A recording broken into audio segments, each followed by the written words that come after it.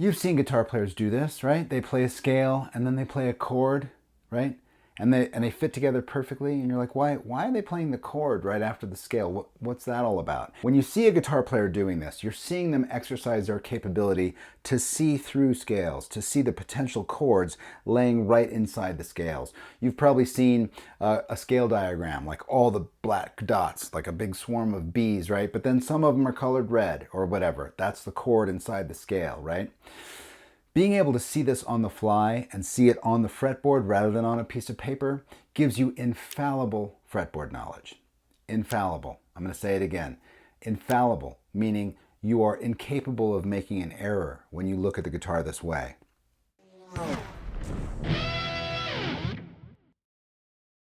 Welcome back to the channel. My name's Chris. Today you will learn how to see chords inside of scales. Now you can call this system the cage system. You can call it ostrich soup. It doesn't really matter. All we're doing is looking at scales and chords as being made from the same stuff. So I'm going to explain what I'm talking about, and then we're going to zoom in and I'm going to show you how to do this on the guitar. This is a skill and a capability you want to build so that when you see scales, you can then harvest and see the chords that exist already there just waiting for you, right? And that's what that trick is that guitar players do when they're playing a crazy scale and they play this weird chord and you're like, what the heck is that? What's going on there? So before we zoom in, let me just explain what we're doing. The way to think about this, or a good way to think about this, is that if there's sort of a hierarchy of species in music theory, it goes something like this. The interval is the atomic level information, the distance between notes. Everything, chords, scales, melodies, all of it is made up of intervals. Once you string a few intervals together and you sort of lock them in place, you have a scale. And that's your DNA strand, right? Oh, the Lydian mode sounds like this. It will always sound like this because it has this architecture, right? Every single scale builds chords. You can harmonize the scale, and then from that harmonization, you come up with a set of chords based on each note in the scale. And then you have sort of this library of all of the information that goes with that sort of DNA strand, right? That sort of personality, that musical creature, if you will. And I'm going to show you how to pluck that information out of a scale and play those chords and see those chords inside of it. This is a long journey, right? When you start to look at really advanced scales and very complex chords, you start to exercise this capability quite a bit. It gets very deep, but I'm just going to show you. I'm going to give you a foot in, open that door, crack that door open, and you go through it and see how to do this, right? And build this capability, and from there, you can keep on building it. Okay, let's zoom in and I'll show you how it works. Okay, seeing through scales. What does that mean, right? If you've studied the cage system, or you've seen these diagrams with a bunch of notes, you know, on the bunch of dots, and maybe there's some dots in there that are different colors. Those are the chord tones, right? You've probably seen this kind of thing before. We want to be able to see that stuff in real time on the fretboard and not be locked into a piece of paper or a sticky note or whatever it is that has that stuff in it. It's locked in the paper. We want to see it come through the fretboard. We're going to build that capability here. So let me show you how this works. We're just going to take the A major scale, 2 octaves of the A major scale, and we're going to number them, just like we always do. Root, 2, 3, 4, 5, 6, 7, root. 2, 3, 4, 5, 6, 7, root. There, I just played a major chord, right? So you could say to yourself, oh, major scale, major chord, they go together. If he played a minor scale, then he'd probably play a minor chord. Cool, that's absolutely correct, but I want to show you why that is. So here's the scale again. Root, 2, 3, 4, 5, 6, 7, root. 2, 3, 4, 5, 6, 7, root. When you harmonize a scale, you pull out the root, the third, and the fifth. So let's find all the roots. Root, there's 1. 2, 3, 4, 5, 6, 7, root. There's another one. 2, 3, 4, 5, 6, 7, root. There's another one. Here are all of our roots in the scale.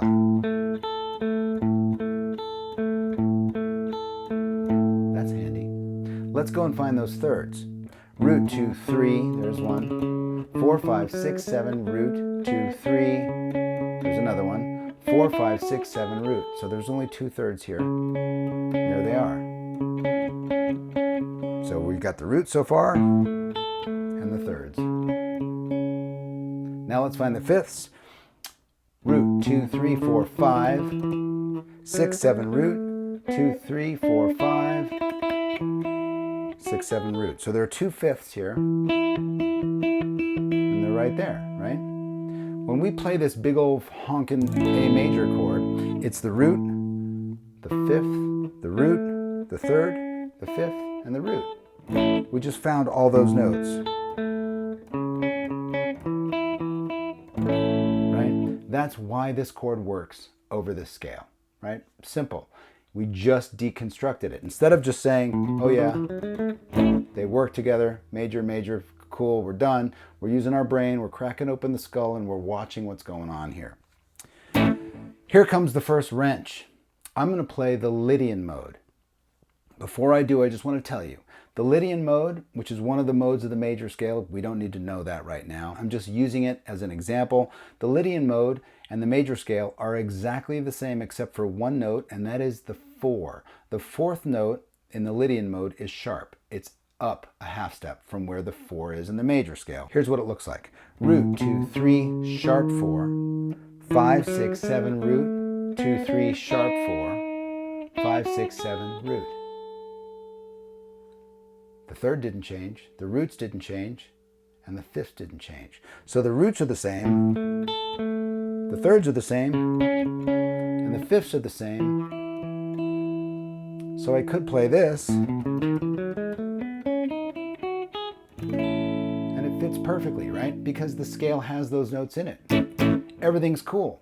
But this chord is also built from the major scale, so it doesn't really say Lydian to me.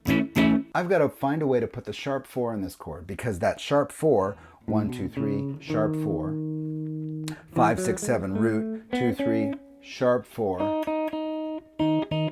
That's the Lydian note. That's the thing that makes Lydian sound the way it does. So watch how I build this chord. I've got the root here. I'm going to play an octave of the root here. I'm going to put the third in. But instead of playing the fifth, I'm going to play this sharp 4.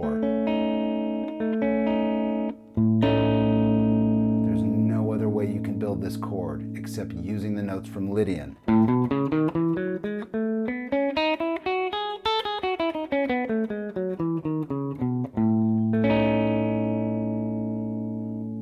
Root, 3, sharp 4.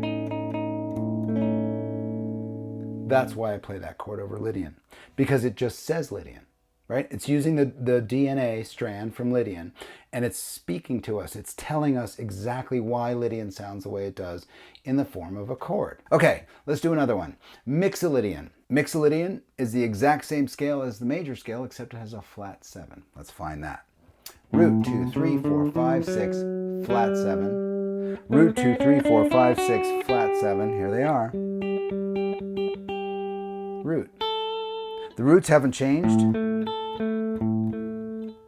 The thirds haven't changed. And the fifths haven't changed. So I could play this.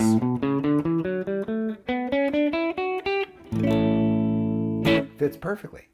But that chord fits over Lydian. And that chord fits over major. It doesn't say Mixolydian. And in order to say Mixolydian, what do we need? The flat 7. Where are those flat 7s? Root, 2, 3, 4, 5, 6, flat 7. Root, 2, 3, 4, 5, 6, flat 7. There they are. So when I play this scale and I play a chord against it, it's going to look like this. I'm going to take this major chord, I'm going to take my pinky off to get that flat 7. I'm going to put it right here to get this other flat 7.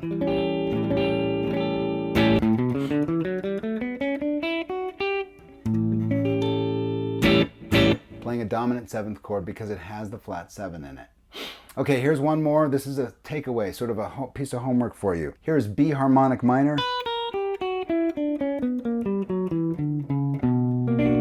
What's that chord and why am I playing it? Okay, there it is. That's how you get infallible fretboard knowledge. I am incapable of making an error when I look at scales and chords together in that way. There's just no making any mistakes. All of the information is built right into that DNA strand, that scale. Okay, I've tabbed all this stuff out, including that challenge, that assignment bit. Those tabs are on Patreon. I've linked that in the description below. Head on over there if you'd like to get the tabs, get some more information on this. If you do decide to support the channel, I thank you in advance. I hope this is interesting. I hope it piques your curiosity, and I hope it pushes you down the road on discovering how beautiful this thing is. I'll see you next time.